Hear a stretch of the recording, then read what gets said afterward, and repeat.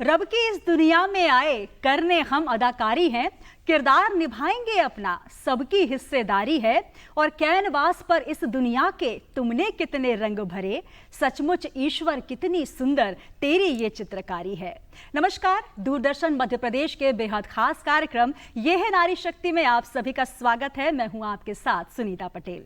और जैसा कि आप समझ ही गए होंगे कि आज हम अपने इस विशेष अंक में बात करने जा रहे हैं, जी हां, चित्रकारी, चित्रकला, जो कि प्रकृति का एक अनुपम उपहार होता है। और आप सभी समझ सकते हैं कि एक चित्रकार अपनी कला के माध्यम से किस तरीके से प्राकृतिक रंगों को संजोकर ईश्वर की इस अनुपम कृति को हम सब के समक्ष रखता है।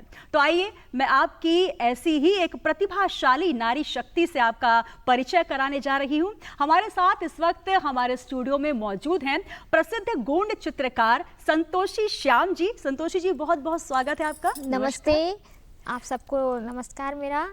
और मैं एक गोंड कलाकार हूँ जो मेरे परंपराओं से चलते आ रहा है। मैं जो अपने सीखी हूँ मेरे अपने पिताजी से। और जैसे मैं छोटी थी तो हमारे पापा करते रहते थे, तो मैं उनको देख देख के स्कूल से आती थी, तो देख देख के मैं भी अपना कॉपी या फिर कुछ भी पेंसिल लेके बैठ जाती थी करने के लिए। वाह, तो देखिए संतोषी जी ने शुरुआत में ही बता दिया कि किस तरीके से उनकी शुरुआत हुई। जैसे ही वो बाल्यकाल से उनका जो सबसे पहला आपका जो रुझान रहा, संतोषी जी आपने बताया कि कॉपी कलम से ज्यादा आपका पेंट ब्रश पर रुझान रहा जी। और अगर हम बात करें जो गोंड कलाकारी होती है, क्योंकि आप कालिदास सम्मान से दो बार आपको पुरस्कृत किया गया है और एक बहुत बड़ा ये सम्मान माना जाता है मध्य प्रदेश शासन का, तो कहीं ना कहीं हमारे लिए भी गौरव का विषय है। और आज देखिए, जब संतोषी जी आई हैं, अपनी इस पारंपरिक वेशभूषा में आई हैं, और जब गोंड चित्रकला की बात होती है संतोषी जी, एक परंपरा चली आ रही है, क्योंकि मध्य भारत की बड़ी सुंदर ये कलाकृति जो आप पेंट ब्रश के माध्यम से उकेरते हैं, कैसे शुरुआत हुई और किस तरीके से आपको लगा कि हाँ, मुझे ये कला जो है अब करनी है, इस कलाकारी को अपने जीवन में उतारना है? मैं 7 साल की थी, तब से मैं अपने पापा को देख देख के बनाती थी, उन्हें देखती थी, उनका हेल्प कराती थी। फिर जैसे जैसे मेरी क्लास बढ़ी, मैं बड़ी हुई, तो मुझे भी लगने लगा कि मैं अपना खुद से बनाऊं। तो उस टाइम में ज़्यादा बड़ी नहीं थी, करीबन 12-13 साल की थी। तब से मैं खुद से करने की कोशिश करी। सबसे फर्स्ट बार मैंने बनाया था एक हिरण और हिरण का बच्चा। सबसे पहले पेंटिंग मैंने वही बनाई थी। तो मेरे पापा अपने ऑफिस में ले जाके दिखाए कि ये मेरी बिटिया ने बनाया है, तो उनने लोक रंग में ले जाके उनको रखा और वहीं से मेरी शुरुआत हुई, लोक रंग से ही।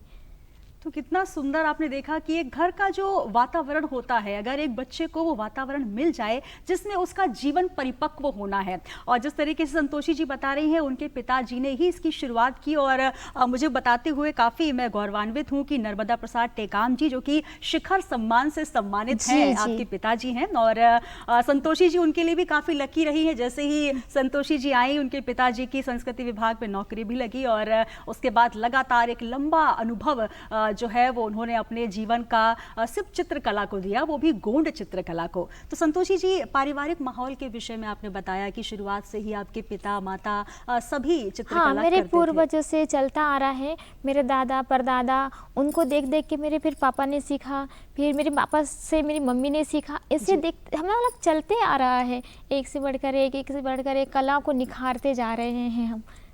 मेरे पापा का बहुत बड़ा सहयोग था, उनने मुझे यहाँ तक लाने के लिए मैं तो उनका ही आशीर्वाद समझती हूँ सबसे ज़्यादा। बिल्कुल, तो अपने पिता के आशीर्वाद को सर्वोपरि मानती हैं संतोषी जी। और संतोषी श्याम जी अब एक बड़ा नाम है, क्योंकि कई पटल पर आप सिर्फ मध्य प्रदेश ही नहीं बल्कि मध्य प्रदेश के बाहर भी आप कई ऐसी प्रदर्शनियों में अपनी कला को प्रदर्शित कर रही हैं, जो कि मध्य प्रदेश का नाम रोशन कर रही हैं। संस्कृति विभाग की अगर हम बात करें यहाँ पर संतोषी जी, और देखिए नाम भी आपका मिलता जुलता है, तो कहाँ कहाँ अभी आपकी जो प्रतिभा है आप लेकर गई हैं, क्योंकि बहुत सारे हम आपके चित्र यहाँ पर देख रहे हैं जो काफ़ी खूबसूरत है, ज़रा इनके विषय में बताएं किस तरीके से, क्योंकि जब हम गोंड चित्रकला की बात करते हैं तो मुझे वो दृश्य याद आता है जब प्रकृति का माहौल हुआ करता था।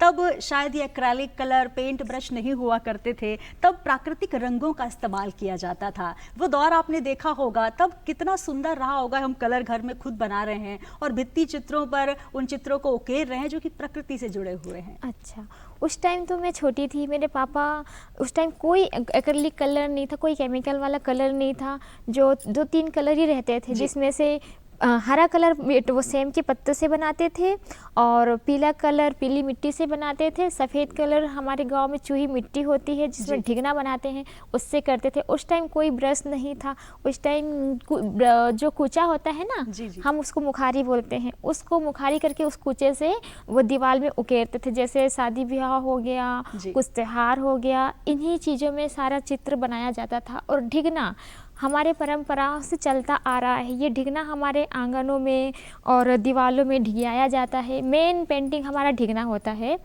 उसी से शुरुआत होती है, जिससे सब सुंदर दिखे, 4 लोग देखेंगे आएंगे, घर सुंदर दिखने लगता है, आंगन सुंदर दिखने लगता है।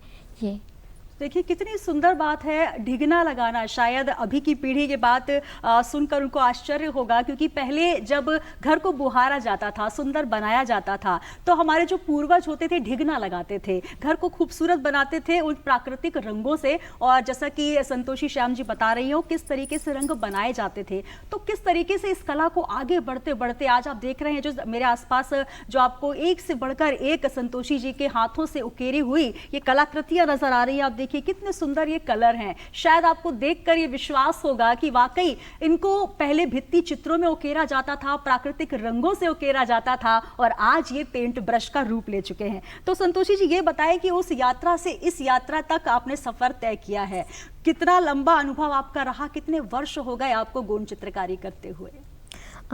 मुझे लगभग 16-17 साल हो गए हैं काम करते करते, तब जाके मैं यहाँ तक पहुँची हूँ। धीरे धीरे धीरे करके मैं एक गरीब परिवार के घर से थी, मेरा ज़्यादा बड़ा परिवार वो ज़्यादा अमीर नहीं था।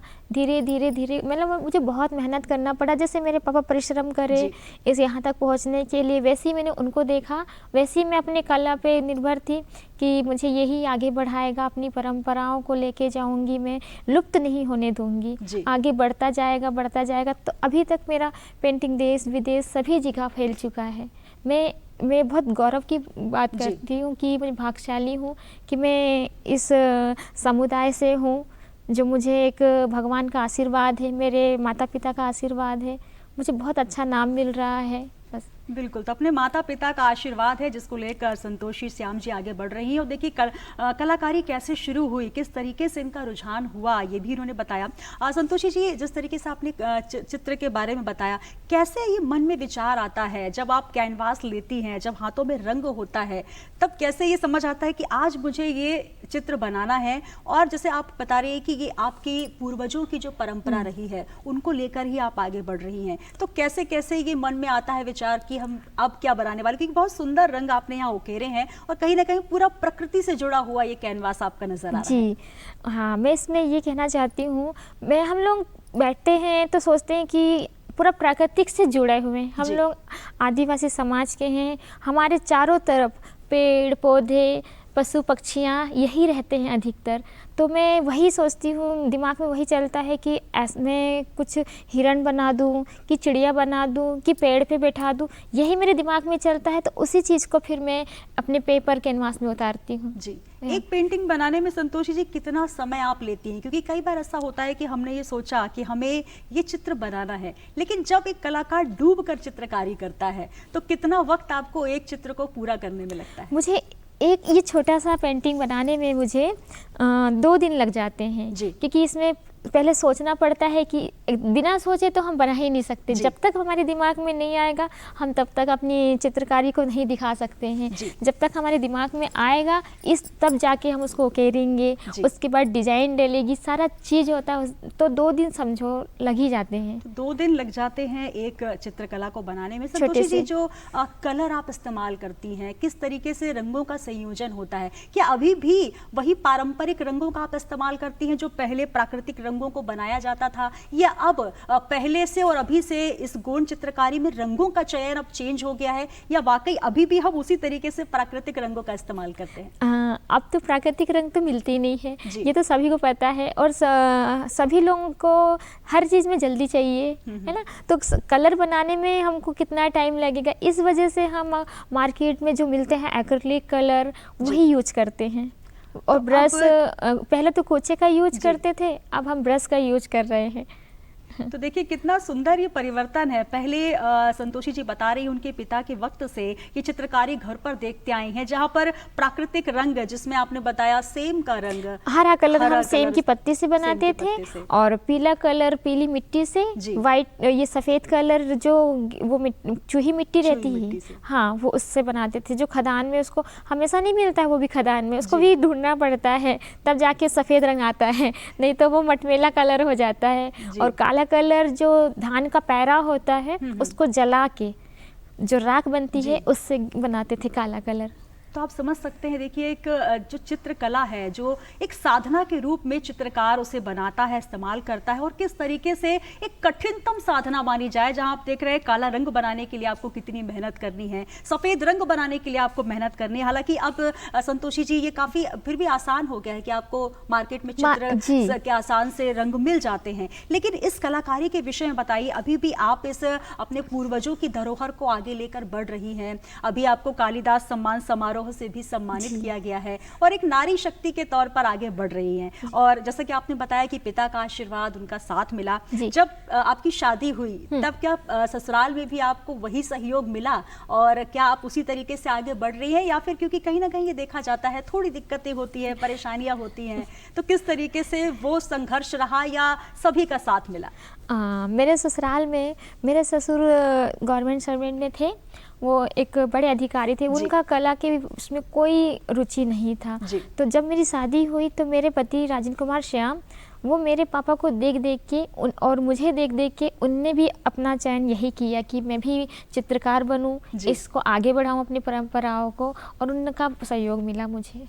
तो बिल्कुल देखिए, परिवार से लेकर ससुराल का भी सहयोग मिला। संतोषी जी, हमने शुरुआत तो बात की आपकी, लेकिन किस तरीके से आपकी पढ़ाई, शिक्षा दीक्षा हुई, कहाँ तक आपने पढ़ाई की, और इसके साथ साथ बचपन से ही आपने ये सोच लिया था कि अब मुझे चित्रकार तो बनना है, लेकिन पढ़ाई की दिशा में कितना आप आगे बढ़ पाई, और अभी भी क्योंकि आप अब तो एक नया सब्जेक्ट लेकर चल रही हैं, लोगों को सिखा रही हैं, तो शिक्षा दीक्षा कैसे हुई आपकी उस दौर? मैं 12वीं तक पढ़ी हूँ, और उससे पहले से मैं पेंटिंग करने लगी, तो मुझे ऐसा लगा कि मेरी यही मंजिल है, इसी से मेरा आगे बढ़ाव होगा। तो मैं पढ़ाई में इतना ज़्यादा ध्यान नहीं देके, मैं 12वीं पास करने के बाद मुझे इसमें ज़्यादा रुचि हो गई, पेंटिंग में। ये मेरी परंपराओं को आगे बढ़ाना है, मुझे इसमें सहयोग मिल रहा है, सरकार के द्वारा भी सहयोग मिल रहा है, मेरे घर वालों से भी सहयोग मिल रहा है। इस वजह से मैं पढ़ाई को छोड़ के अपनी कला में भाग लिया मैंने।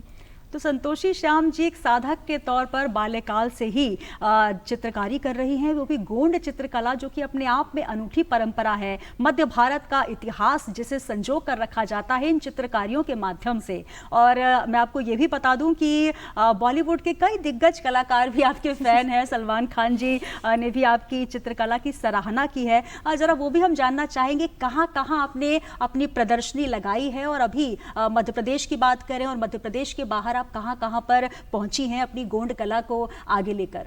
हाँ, मेरा मतलब सबसे पहले तो दिल्ली में, कलकत्ता, खजुराहो, और ये अमृतसर, पुणे, मतलब बहुत सी जगह मेरी पेंटिंग जा चुकी है, देश विदेश तक फैल चुकी है। विदेश में नहीं गई हूँ, लेकिन मेरी पेंटिंग जा चुकी है, ऑस्ट्रेलिया गई है, अमेरिका जा चुकी है मेरी पेंटिंग। क्या बात है। तो देखिए, मध्य प्रदेश का ये गौरव जो कि अब सिर्फ मध्य प्रदेश तक ही सीमित नहीं है, मध्य प्रदेश के अलावा पूरे हिंदुस्तान, और हिंदुस्तान के अलावा आप विदेशों तक में आपकी पेंटिंग्स पहुंच रही है। संतोषी जी, कैसा लगता है जब आप एक आदिवासी गोंड कला का जो नमूना, जो कि कहीं ना कहीं पहले सिर्फ अपने घरों तक या अपने प्रदेश तक सीमित रहता था, डिंडोरी से आप हैं, और अब तो हालांकि गवर्नमेंट की तरफ से, मध्य प्रदेश शासन की तरफ से काफ़ी सहयोग कलाकारों को और प्रोत्साहन मिल रहा है। यही वजह है कि लगातार अब कलाकार आगे बढ़ रहे हैं। लेकिन कितना संघर्ष करना होता है एक छोटे कस्बे से, एक छोटे ज़िले से निकलकर जब एक कलाकार अपनी परंपराओं को लेकर आगे बढ़ता है। मुझे इस कला के माध्यम में जाने के लिए मुझे बहुत मेहनत करनी पड़ी। मतलब समझो धीरे धीरे धीरे धीरे कहते हैं एक बूंद बूंद से घड़ा भरता है, उसी तरह मेरी पेंटिंग में मेरे को इतनी बड़ी कलाकार नहीं थी मैं, और अभी भी नहीं समझती हूँ कि मैं बहुत बड़ी कलाकार हूँ। बस जो भी मिला है ऊपर वाले का आशीर्वाद है, उसके लिए मेरे को संघर्ष किया, तब जाके मैं यहाँ तक पहुँची हूँ। तो बिल्कुल संघर्ष से लेकर किस तरीके से एक हर्ष का रास्ता, एक सुपथ तय होता है, और ये संघर्ष ही है जो इंसान को कहीं ना कहीं ऊपर लेकर जाता है। और संतोषी श्याम जी जो कि आज एक नारी शक्ति के तौर पर आज हमारे इस खास कार्यक्रम में हैं, और कहीं ना कहीं आप एक उदाहरण हैं उन तमाम नारी शक्तियों के लिए जो कि एक छोटे कस्बे से, एक छोटे ज़िले से आकर आप देखिए अमेरिका तक आपकी पेंटिंग्स पहुँच रही हैं। संतोषी जी क्या कहना चाहेंगी? और अभी आप बहुत सारे बच्चों को आप सिखाती भी हैं, तो किस तरीके से उनमें आप ये अपने कल्चर के विषय में, अपनी संस्कृति के विषय में और जो गोंड चित्रकला का इतिहास रहा है उसके विषय में उनको बताती हैं? बच्चे देख के तो इतने खुश हो जाते हैं। आज के बच्चे बोलते हैं कि हम ये पेंटिंग बनाना चाहते हैं, हर बच्चे सीखना चाहते हैं, हर लोग सीखना चाहते हैं। तो मैं उनको उनके घर में जाके भी सिखाती हूँ, अपने घर में भी बुलाती हूँ, बहुत ज़्यादा खुश होते हैं। अभी मेरा अक्टूबर में सलाखा लगा था यहाँ गोंड जनजाति वाला, तो बच्चे इतने खुश थे, बहुत ही ज़्यादा खुश थे। वो बोलते हैं कि हमें भी पेंटिंग सीखना है, आप हमें भी सिखा दीजिए। सब मुझे समय मांगने लगे और बहुत ज़्यादा मतलब खुशी होने लगी कि ये गोंड परंपरा है, चलते जा रही है, लुप्त नहीं हो रही है, अपने कल्चर को दिखा रही है। मैं तो बिल्कुल संतोषी श्याम जी और इनके साथ इनके परिवार का पूरा सहयोग भी रहा है। संतोषी जी लगातार अब आने वाली पीढ़ी को भी गोंड चित्रकला के विषय में जानकारी भी दे रही हैं और इसका किस तरीके से संरक्षण हो इस दिशा में आगे बढ़ रही हैं। बहुत सारी पेंटिंग संतोषी जी मैं यहाँ पर आपकी देख रही हूँ और लगातार आप इनकी प्रदर्शनी भी लगाती हैं। आपसे जानना चाहेंगे कि अभी तक आप जो प्रदर्शनी आपने लगाई है और बड़े बड़े आपको कलाकारों ने, बड़े बड़े पेंटर्स ने भी और साथ ही सरकार की तरफ से भी प्रोत्साहन मिल रहा है, सबसे सुंदर वो कौन सा पल रहा जब आपको लगा कि हाँ मैं एक सही दिशा में आगे बढ़ रही हूँ, मैं अपनी परंपराओं को लेकर आगे बढ़ रही हूँ? कब आपको लगा कि वाकई एक सही दिशा आपने चुनी है? मैं तो इस चीज़ के लिए मैं सबसे पहले कालिदास सम्मान का शुक्रिया करती हूँ जो मुझे 2021 में प्रथम पुरस्कार मिला। तो मैं बहुत ज़्यादा खुश थी, बहुत ज़्यादा। तो इसको ऐसा लगा कि मेरी पेंटिंग, मेरा जो कल्चर है, मेरा जो कला है आगे बढ़ रहा है और मुझे बहुत ज़्यादा प्रोत्साहन मिल रहा है। बिल्कुल, तो लगातार प्रोत्साहन मिल रहा है। कालिदास सम्मान समारोह से भी आप उस माध्यम से उस प्लेटफॉर्म पर पहुंची जहां पर एक कलाकार का पहुंचना कहीं ना कहीं ख्वाब होता है। 2 बार संतोषी श्याम जी को ये अवार्ड मिल चुका है। संतोषी जी अब क्या आगे का फ्यूचर प्लान है कि अब कहां तक पहुंचना है, किस मुकाम को हासिल करना है और गोंड चित्रकला के इस सुंदर सपने को आगे कहां तक लेकर जाने का आपका इरादा है? मेरा सपना है कि मुझे अब पद्मश्री मिल जाए और इसके लिए मैं लगातार मेहनत करूंगी, मेहनत से पीछे नहीं होंगी। मेहनत करूंगी तो भगवान भी मेरा साथ देगा। बिल्कुल, तो मेहनत कर रही हैं संतोषी जी और गोंड चित्रकला को आगे लेकर जा रही हैं। आपसे समझना चाहेंगे संतोषी जी यहाँ पर, क्योंकि जो एक बहुत सारे आजकल फाइन आर्ट्स हो गए हैं, बहुत सारे चित्रकारी के अलग अलग पैटर्न्स हो चुके हैं और अब तो ये है कि हम भित्ति चित्र से निकले थे, प्राकृतिक रंगों का इस्तेमाल करते थे, अब टैब के माध्यम से हम इजीली टेक्निकल तरीके से चित्रकला कर पा रहे हैं।